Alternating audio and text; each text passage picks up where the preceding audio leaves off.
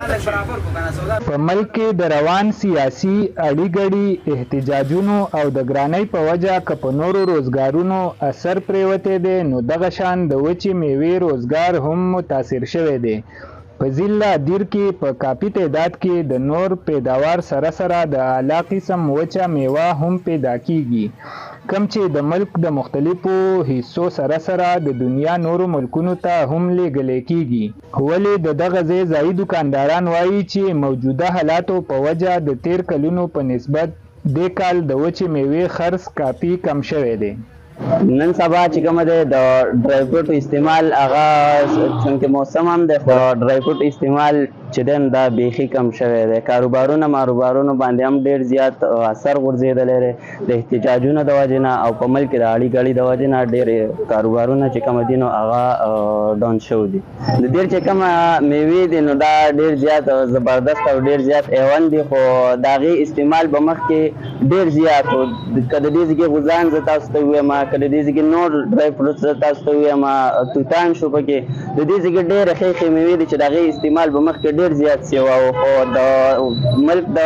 اړې ګړې د وجې نه او د عوامو د دغه د وجې نه د هغې استعمال چې کومه دی هغه د مخکیني په نسبت ډېر زیات کم شوی دی. موجوده وخت تاسو وینئ نو ملکي نظام ډېر ګډوډ دی که نه، ځای په ځای احتجاجونه دي، مظاهرې دي، نو په کاروبار باندې د هغې د وجې نه ډېر غټ اثر دی. اکثر زموږ دا مالونه راځي نو ځای په ځای باندې هغه ایثار شي، ګاډو والا راځي نو هغه بیا کرایان یې ډېر یلي، او څه چې کومه دی نور هم لکه ملک هغه بېروزګاري نو د هغې د وجې نه لکه کاروبارونه ډېر متاثر دي. مخکې به دا و چې اکثر به د خلک راتل او د دیر نه به چې کومه دی لکه د دې خپلې کوم غوزان دي یا نور کوم د دې خپل میوې دي که نه، نو هغه به د ملک لرې لرې حصو ته چې کومه دی تلل. نو اوس موجوده وخت که تاسو وګورئ د خلکو قوت استعداد چې کومه دی هغه بالکل ختم شوی دی، د هغې د وجې نه په کاروبارونو باندې ډېر کافي اثر پرېوتی دی. نن سبا حالات داسې دي چې مخکې به خرڅ ډېر و، نن سبا حالات داسې خراب شوي چې خرڅ دومره نشته دی، او مخکینو په نسبت باندې چې کوم دی نو د خلکو طاقت هم کم شوی دی ډرای فروټ اخیستو ته. بل په ملک کې داسې مهنګایي ده او بل د احتجاجونه روان دي ځای په ځای، په هغې باندې چې کوم دی نو هر ځای کې روډونه بلاک دي، د هغې د وجې چې کوم دی مالونه میثار شي او د هر څه چې کوم دی نو اوس یو په ډبل ګران شي، نو په ملک کې چې کوم دی نو حالات بیخي د مهنګایي چې کوم دی ډېر زیات ده، او د مخکې به چې کوم سیزن و 3-4 میاشتې نو په هغې کې به چې کوم دی ډېر خرڅ کېدو، د هغې په نسبت چې کوم دی نو سږ کال سره خرڅ دی. نو روزګار باره کې نن سبا خو چې کوم دی د مخکیني په نسبت باندې مارکیټونه ډېر زیات ډاون شوي دي، حالانکې دا زموږ جمع چې کومې دا 3-4 میاشتې دا زموږ د ډرای فروټو سیزن او زموږ په کارونو باندې ښه کافي اثر پرېوتی دی.